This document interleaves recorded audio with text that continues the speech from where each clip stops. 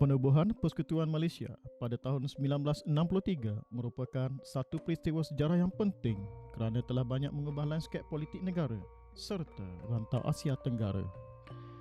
Pembentukan Persekutuan Malaysia mewujudkan satu negara bangsa yang lebih besar di Asia Tenggara yang merangkumi Persekutuan Tanah Melayu, Singapura, Sabah dan Sarawak. Idea pembentukan Malaysia telah dirancang oleh British sejak tahun 1948 melalui Kertas Kerja Gubernur Jeneral Malaya Sir Malcolm Macdonald yang bertajuk The Grand Design of Malaysia. Malcolm John Macdonald dilahirkan di Lossiemouth, Scotland pada 17 Ogos 1901. Beliau merupakan anak lelaki James Ramsay dan Margaret Macdonald.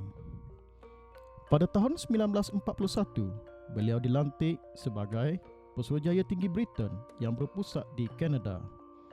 Seterusnya, Sir Malcolm Macdonald dilantik sebagai Pesuruhjaya Jeneral Asia Tenggara dari tahun 1948 sehingga 1955.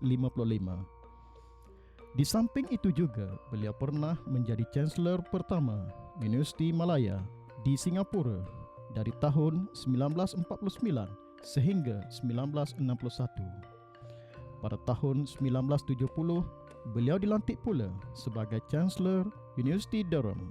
Pada tahun 1948, Sir Malcolm Macdonald selaku Pesuruhjaya Jeneral Asia Tenggara telah mencadangkan supaya Sarawak, Sabah, Singapura, Brunei dan Persekutuan Tanah Melayu digabungkan. Idea Malcolm Macdonald ini sebenarnya adalah salah satu usaha untuk meneruskan penjajahan British di rantau ini. Malcolm Macdonald juga merupakan antara individu yang bersungguh-sungguh memperjuangkan gagasan Malaysia semenjak 1951. Beliau telah mengatur beberapa siri perbincangan dengan pemimpin Tanah Melayu seperti Datuk Onn Jaafar, Singapura dan negeri-negeri Borneo Utara mengenai kemungkinan mewujudkan sebuah gabungan yang lebih besar yang merangkumi kesemua negeri ini. Usaha untuk merealisasikan idea ini kemudian dibuat oleh beberapa pegawai lain selepas Malcolm Macdonald dipindah ke India pada tahun 1955 sebagai Pesuruhjaya Tinggi British. Namun, idea ini tidak menjadi kenyataan kerana ketiga-tiga wilayah di Borneo tidak berminat menyokong hasrat itu. Selepas Malaya diberi kemerdekaan pada tahun 1957, Allahyarham Tunku Abdul Rahman mencadangkan idea pembentukan Malaysia pada tahun 1961.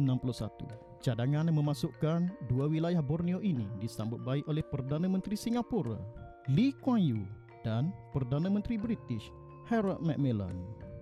Sir Malcolm Macdonald dicatatkan meninggal dunia pada 11 Januari 1981 ketika berusia 80 tahun.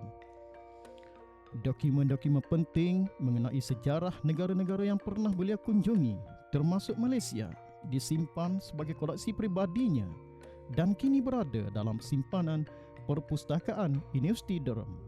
Dokumen tersebut menjadi bahan bersejarah yang sangat penting sebagai rujukan kepada para pengkaji sejarah.